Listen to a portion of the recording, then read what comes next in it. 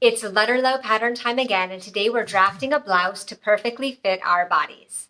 The pattern that I'm using is pattern 108 from Supplement 307, Winter 2017-2018. This is a perfect summertime pattern, a blouse that consists of a front, back, and a neckband piece. And I've added a button closure to the back neckline. I've also added bias binding around both of the armholes and an invisible zipper in one of the side seams. I hope you join me today in this very satisfying self-drafted personalized project. Let's get started. Here we have the pattern I'm sewing, top 108 from my binder, and I've made a copy and cut the main pieces. I'll start with the front piece using my bust measurement first of 80 centimeters to transfer all of the dot markings above and including the waist dots. Then I'll change to my hip measurement of 88 centimeters to transfer the remaining dots below the waist. Using rulers, I'll connect all of the dots, and I'll also transfer the dart, grain line, slit, and zipper notches. The neckband pattern piece is extracted from the front piece, meaning I'll trace it out, transfer the markings, add seam allowance, and cut it out. So now I have a standalone piece. Then I'll add seam allowance to the front bodice only. I'm adding 1/2-inch seam allowances and a 1 1/4 inch hem. I'll cut out this piece, and all we have left is to do the back piece. We do this exactly as we did the front, transferring the dots, connecting them, adding labels and seam allowance, and then cutting it out. Now I can cut out my fabric and neckband interfacing and also grab a zipper. Let's sew. Here is one of my front bodice pieces, and I'm going to pin my dart. And I'll do this for both front bodice pieces. Then I'll sew the darts from the outside edge to the point, leaving thread tails at each point so I can tie them in knots.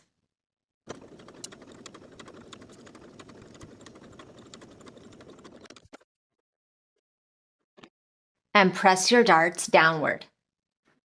Now for the sides and the center fronts, I'm going to finish the raw edges using my serger. Doing this for both pieces.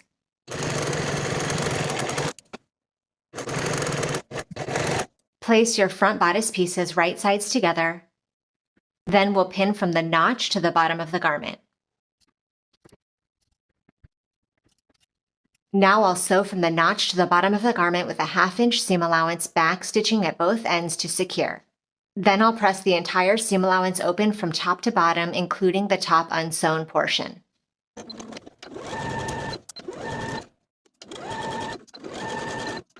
Now the center front seam is sewn and pressed from top to bottom. And we're going to top stitch around the slit. I'm just going to be edge stitching close to my finishing stitches, and when I get to the bottom of the slit, I'll stitch straight across and back up along the finishing stitches on the other side.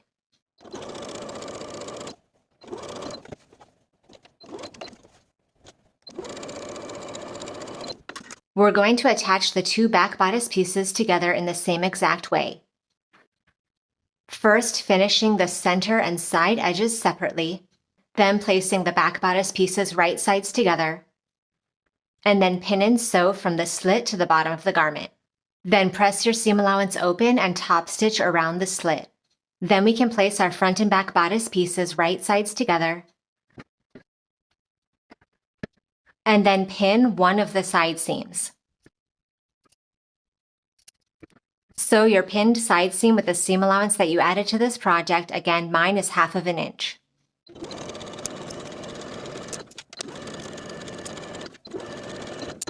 Now here I have one of the side seams sewn and pressed open, and we're going to be attaching the invisible zipper to the opposite side seam. First, I'll open my zipper and take it to the ironing board to gently press open those coils. With the back bodice pieces still right sides together, I'll pin the first 2 inches. And I'll sew this 2-inch portion with a 1/2-inch seam allowance, back stitching at both sides to secure. Now that top portion of the underarm is sewn, I'll place my zipper tape right sides together with the bodice. The outside of the zipper that's right sides together with the bodice should be facing the outside of the garment, and your opposite zipper tape should be facing the inside of the garment. Since my seam allowance is 1/2 inch and my zipper tape is also a 1/2 inch wide, I'm going to match the outer edge of the zipper tape with the finished edge of the garment. and I want my top zipper stop to start at the end of my stitches. And I'm going to pin from the top of the zipper to the bottom of the zipper.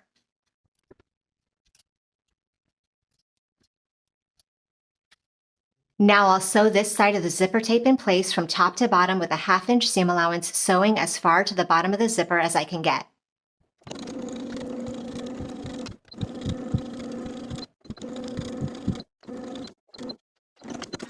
Now we have half of the zipper installed, and we're going to attach the other side of the zipper tape to the other side of the seam. Once again, making sure that the top zipper stop is at the bottom of your stitches, and align the outer edge of the zipper tape with the finished raw edges, pinning from top to bottom. Sew close to the zipper teeth with that 1/2 inch seam allowance from top to bottom, once again sewing as far to the bottom of the zipper as possible.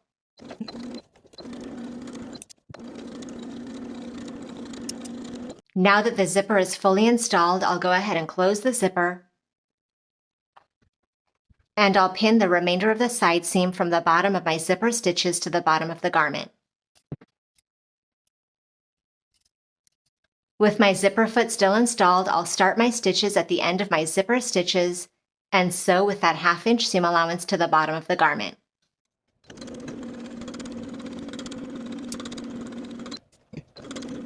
For this pattern, I'm choosing to omit the armhole facings and use bias tape instead.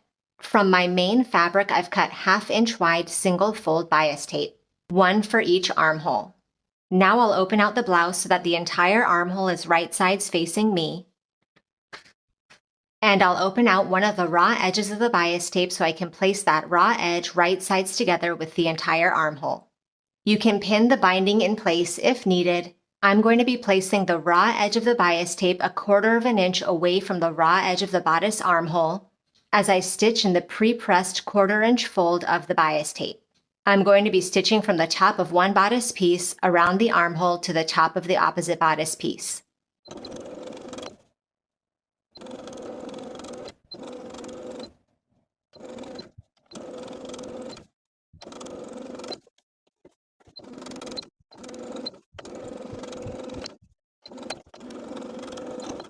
I'll go ahead and trim my armhole seam allowance all the way around.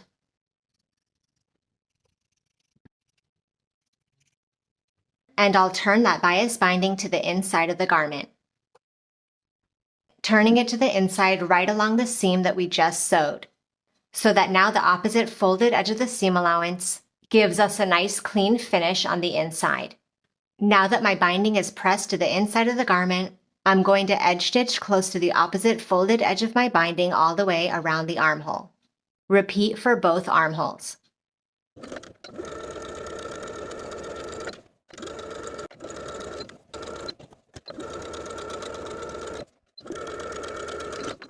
Now that the armhole bindings are attached, cut off any excess binding that extends beyond the top of the bodice. Apply interfacing to the wrong side of one of the neckband pieces. Then I'm going to draw my seam allowance around the inner edge.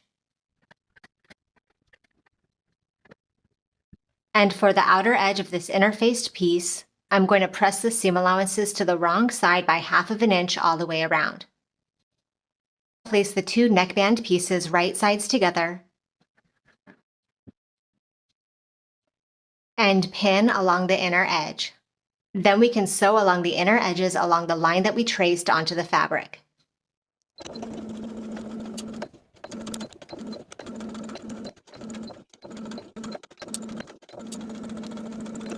I'm going to trim this seam allowance by about 1/2. And I'll clip into the curves, careful not to clip through the stitching line. Now I'm going to understitch the facing. I'm going to turn the facing over its seam allowance. Sew the facing to the seam allowance about 1/8 inch away from the original stitching line.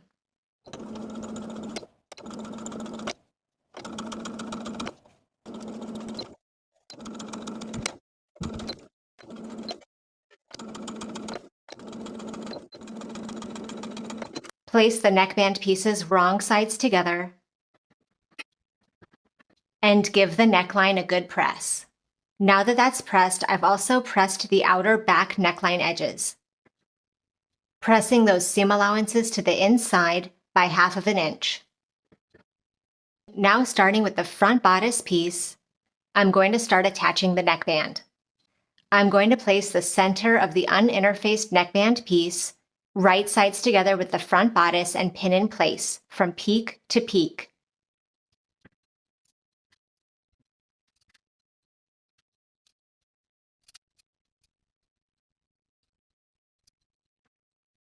And sew in place with a 1/2 inch seam allowance.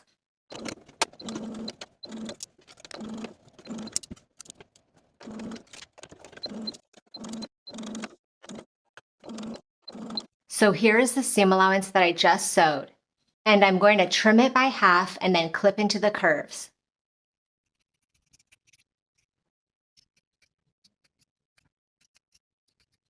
Now I'll pin the back of the neckband to the back bodice in the same way.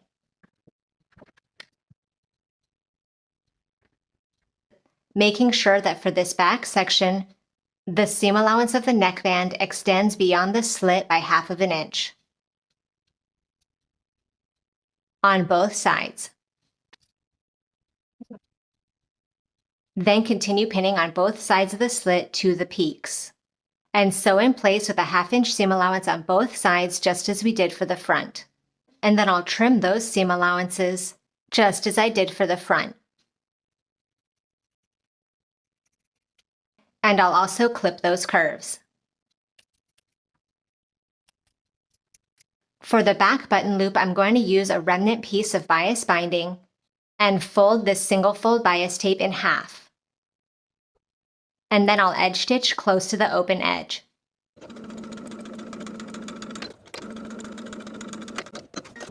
Fold the button loop in 1/2 to make sure that you have a loop that's big enough for your button to fit through, plus seam allowance, and clip off the excess. Now starting at one of the back neckline upper edges, I'm going to fold my neckband wrong sides together so that the pre-pressed edge of the interfaced neckband sits on top of our seam line. And I'm going to tuck to the inside the vertical seam allowances of the neckband edge. And I'll pin in place along the slit. Now I'll take my button loop and fold it in 1/2 and place the raw edges in between the neckband piece.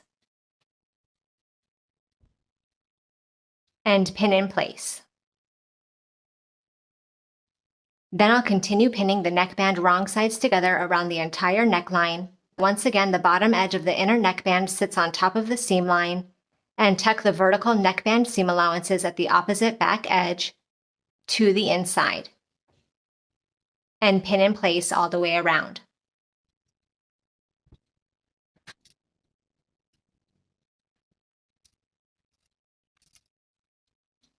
For the shoulder sections of the neckband, tuck under the seam allowance of the uninterfaced piece so that it perfectly aligns with the pre-pressed edge of the interfaced piece, and pin in place.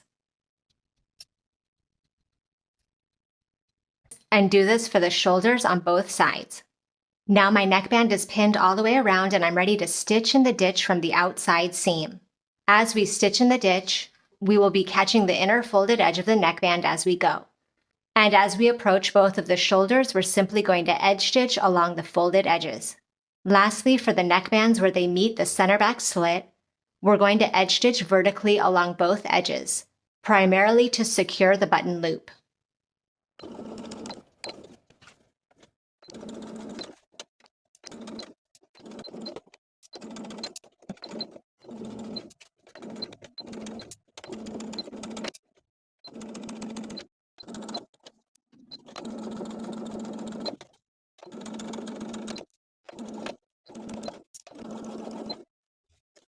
And then sew on your button across from the button loop.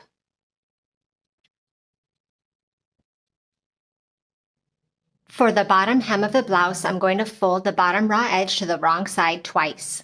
First by 1/4 inch, and then once more by 1 inch.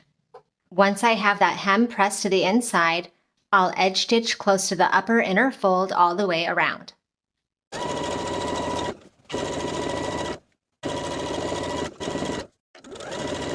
And now the blouse is complete. Thank you for watching this sew-along. Make sure you subscribe to the channel so you don't miss future full-length sew-alongs, and I'll see you in the next video.